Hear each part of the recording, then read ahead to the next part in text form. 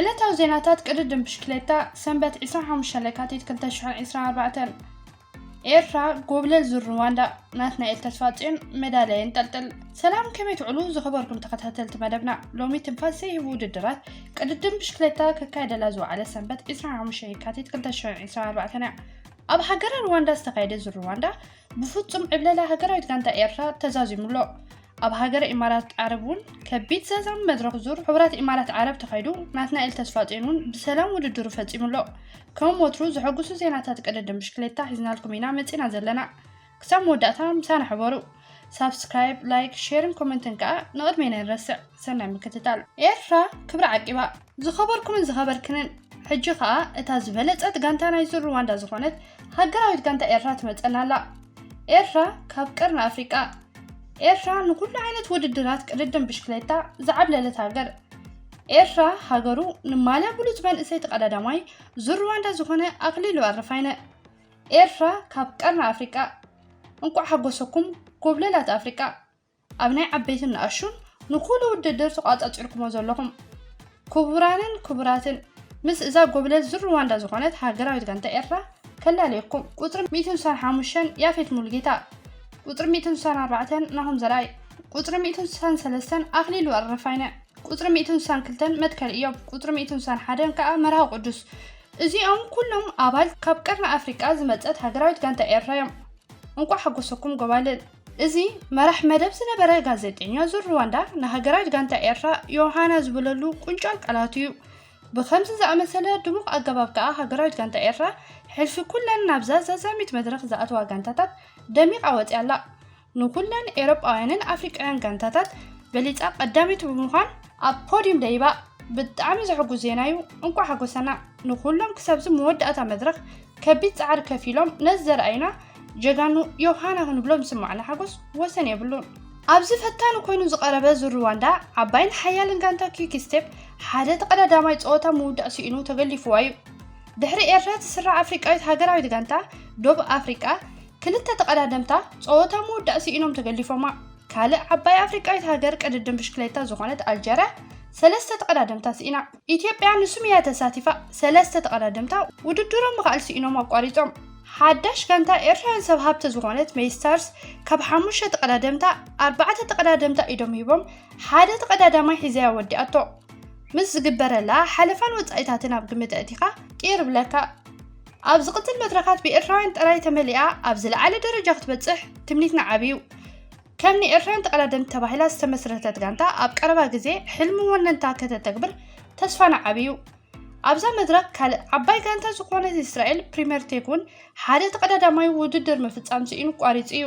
ንሙሉእ 8 መድረካት ሓደ ተቀዳዳማያ ከሰረት ብዝናኣድ ስምረት ውድድራ ዝፈጸመት ሃገራዊት ጋንታ ኤርትራ እያ።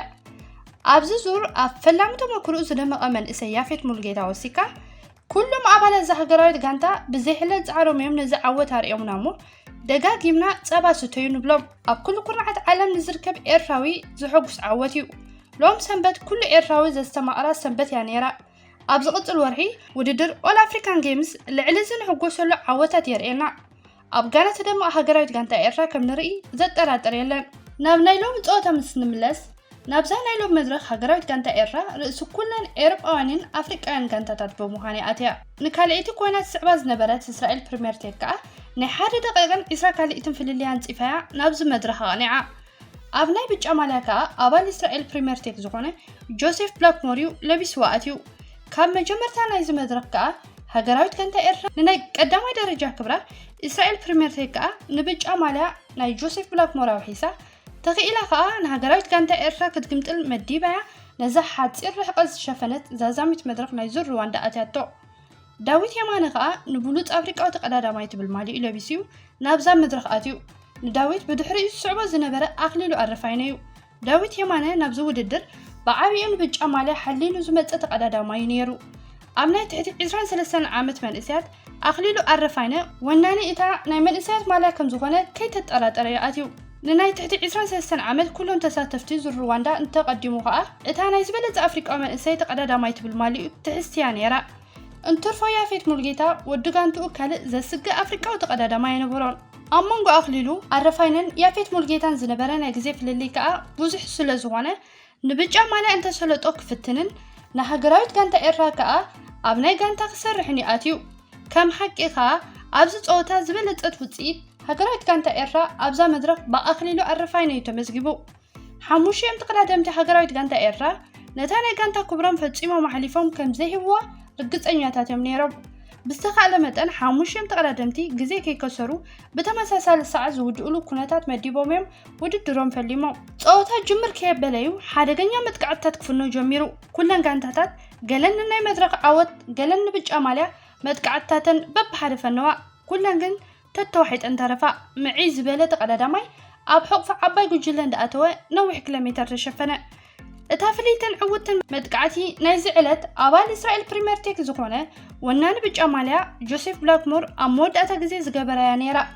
ዳዊት የማነ ዝገበሮ መጥቃዕቲ እውን ቀሊል ኣይነበረን ሃገራዊት ጋንታ ኤርትራ ኣብዛ መድረክ ዝዓበየ ስርሓ ብድሕሪ ዝተረፍ ተቀዳዳማይ ክህልዋ ምሕላውን ፍልሊ ናይ ብላክሞር ምፅባብን ነይሩ ከም መደባ ከዓ ኩሎም ተቀዳደምታ ብተቀራራቢ ናይ ግዜ ፍልልዮም ነዚ መድረክ ዛዚሞሞ ኣኽሊሉ ከዓ ዝበለጸ መንእሰይ ተቀዳዳማይ ዙር ሩዋንዳን ዝበለጸ ኣፍሪቃዊ መንእሰይ ተቀዳዳማይ ዝብል ክብሪ ዓቂቡ ኣብ ናይ ዝበለጸ መንእሰይ ከዓ ያፌት ሙልጌታ 5 ኮይኑ ስዕብዎ ንሓፈሻዊ ናይ ግዜን መድረክን ደረጃታት ኤርትራን ተቀዳደምትን ተርኢና ነዚ ይመስል ኣብዛ መድረክ ዳዊት የማነ መበል 8 ደረጃ ኣትዩ ኣኽሊሉ ኣረፋይነ መበል 13 መርሃ ቅዱስ መበል 19 መትከል እዮም መበል 20 ኣማን ዓወት መበል 46 ናሆም ዘርኣይ መበል 48 ያፌት ሙልጌታ መበል 54 ብምዃን ብሰላም ኣትዮም ኣለዉ ኣብ ናይ ግዜ መሳልል ዳዊት የማነ 3 ደቂቕ ድሕሩ መበል 10 ደረጃ ብምሓዝ ንዙር ሩዋንዳ ዛዚምዎ ኣሎ ኣኽሊሉ ኣረፋይነ ከዓ 3 ደቂቕን 11 ካልእቱን ደንጊዩ ናብ መበል 12 ደረጃ ብምውራድ ነዚ ብሉዝ መንእሰይ ተቀዳዳማይ ብምዃን ዝነገሰሉ ዙር ሩዋንዳ ፈጺምዎ ኣሎ መርሃ ቅዱስ 6 ደቂቕን 2 ካልእቱን ደንጊዩ መበል 17 ደረጃ ሒዙ መትከል እዮም 16 ደቂቕን 21 ካልእቱን ደንጊዩ መበል 28 ብምዃን ውድድር ፈጺሙ ኣማን ዓወት 19 ደቂቕን 25 ካልእቱን መበል 33 ያፌት ሙልጌታ 21 ደቂቕን 51 ካልእቱን ደንጊዩ መበል 35 ናሆም ዘርኣይ ከዓ 34 ደቂቕን 21 ካልእቱን ካብ ዕውት ብጫ ማልያ ድሒሮም ውድድሮም ብሰላምን ዓወትን ዛዚሞም ኣለዉ እዛ ናይ ሎሚ ዛዛሚት መድረክ ብላክሞር ብኣደናቂ ብቕዓትን ቅልጣፈን ተዓዊትላ ኣብ መወዳእታ ሕንፃፁን ብፍሉይ ቅድዩ ድርብ ናይ መድረክን ብጫ ማልያን ዓወቱ ጸንቢሉ ዓወት ብላክሞር ንዑ ካልእቲ ንጋንቱ እስራኤል ፕሪምየር ሊግ ከዓ ራብዒቲ ናይ መድረክ ዓወት እያ ኣብ በዳህ ዙር ሩዋንዳ ንበዓል እስራኤል ፕሪምየር ሊግን ኪክ ስቴፕን ቀዲምካ ምዕዋት ሃገራዊት ጋንታ ኤርትራ ጥራይ ትኽእሎ ድንቂ ዓወት እሞ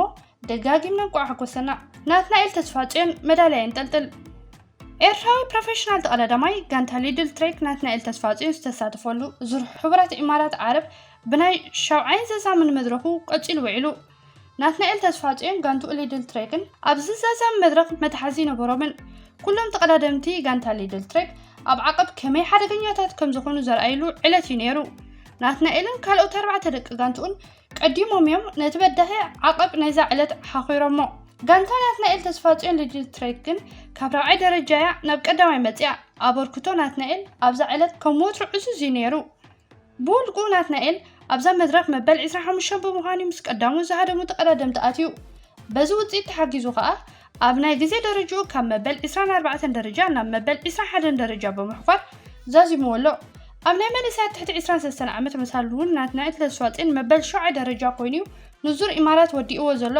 እንቋዕ ሓጎሰካ ናቱ ጅግና ካብ ጽባቐ ናይዚ ዕለት ናቱ ኣብ ዝበረኸን ዝማእከለን ስፍራ ተሰቒሉ ብደቂ ጋንትኡ ከም ንጉስ ተኸቢቡ ንዋንጫ ናይ ጋንታ ተቐቢልዋ ኩሎም ደቂ ጋንትኡ ኣብ ልዕሊ እዚ ትሑት ኤርትራዊ ተቀዳዳማይ ዘለዎም ክብረት ዘርኣይሉ ስነ ስርዓት ነይሩ ብተወሳኺ እውን ወርቂ መዳልያ ናይ ጋንትኡ አንጠልጢሉ ካብ ዙር ተኣሊ ዘሎ ካብ ዝላዕሊ ትደምቀሉ መድረክ የርእየና ናቱ ኣኽሪዕካና ኢኻ እንቋዕ ሓጎሰካ ናቱ ጅግና ካብ ክልተ ከበድቲ ሓደጋታት ብሰላም ገለ ከይኮነ ድሒኑ ኣብ ከምዚ ክብረትን ዓወትን ምብፅሑ ዓብ ዓወት እዩ ደጋጊምና ሰንበትና እያሞ እንቋዕ ሓጎሰና ኣብ ዝቕፅል ውድድራት ናትናኤል ተስፋጽዮን ዓወት ንምነ ኣብ ካልእ ዜናና ሎሚ ዕለት 25 የካቲት ኣብ ሃገረ ቤልጅየም ናይ ሓደ መዓልቲ ናይ ክላሲክ ውድድር ቅድድም ብሽክሌታ ተኻይዱ ነይሩ ብንያም ግርማይ ከዓ ኣብ ዝለዉ ዝበሃል ተቀዳደምቲ ዝተሳተፍሉ ውድድር ተጸሚዱ ነይሩ ሙሉእ ጸወታ ኣብ ትሕቲ ቁፅፅር ጃምቦ ፊዝማ ይውዒሉ ብዓቢኡ ከዓ ቤልጅየማዊ ቫን ኣርት መትሓዚ ነበሮን